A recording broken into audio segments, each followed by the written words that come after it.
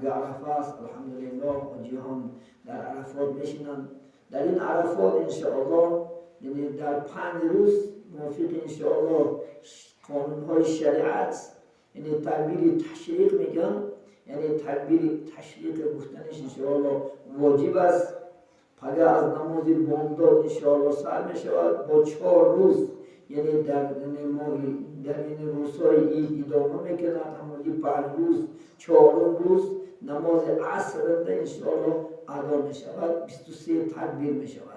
یعنی طریقی گفتنش بعد فرض نماز ادا که میکنیم سلام میتیم انشاءالله چکار میکنیم؟ الله اکبر الله اکبر لا اله الا الله والله اکبر الله اکبر ولله الحمد.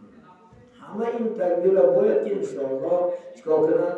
یعنی 23 تکبیر البته اجرا کنند. مبادا فراموش شود وقتی که به یاد می آید، به یاد اومده البته این تکبیر چکار میکنند انشاءالله میکنند. حتی مستحب است در یعنی این تکبیر یعنی مستحب است که اجرا کردنش انشاءالله خداوند تا عیدگاه روز عید نماز عید میانیم در راه، یعنی با آواز نرم انشاءالله، یعنی خودش میشودگی بلندتر، نه بلندی بلند نه پستی پس میانه این تکبیر گفته باید به عیدگاه اومدنش انشاءالله مستحب است. این چونین در این 4 روز که انشاءالله عید است، یعنی حتی روزه گرفتن انشاءالله کسانی که اگر مدتی سالها نیت کرده باشد من تمام سال روزه میگیرم، ولی نیت این چیز روزه تمام سال مکروه است شریعت نه.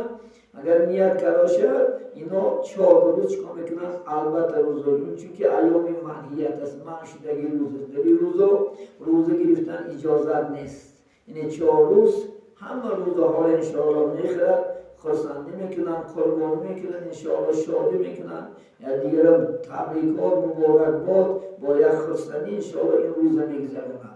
البته تکبیر تشریق کلمه عربی است. معنای تکبیر تشریق یعنی در آفتاب تنوک کرده قاق کردن اشیا را چیزا میگن.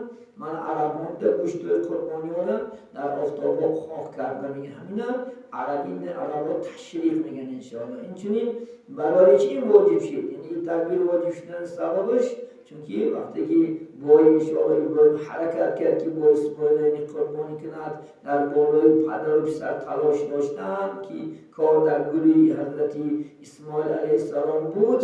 الله سبحانه و تعالی یعنی مرحمت کرد، حکمت کرد، یعنی حضرت جبرئیل از یعنی جنت گوسفند بیار یا قشقار آورد، دید که پدر و بچه تلاش دارند، بعد الله اکبر گفت.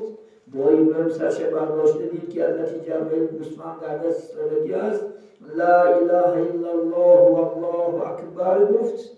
حضرت با اسماعیل سرشون از زمین برداشته دیدن که جبرئیل ایستادگی است، الله اکبر ولله الحمد گفت. این فرمان الله بود و ما واجب شد انشاءالله خدا که یعنی این تکبیرها را بیاریم.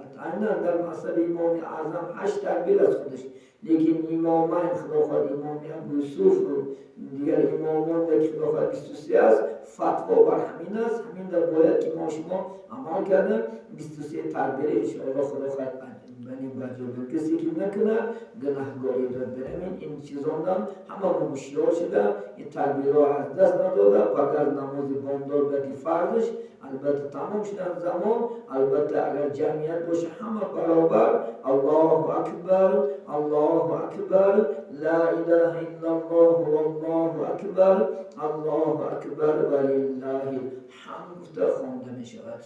و آخر دعوانا ان الحمد لله رب العالمین.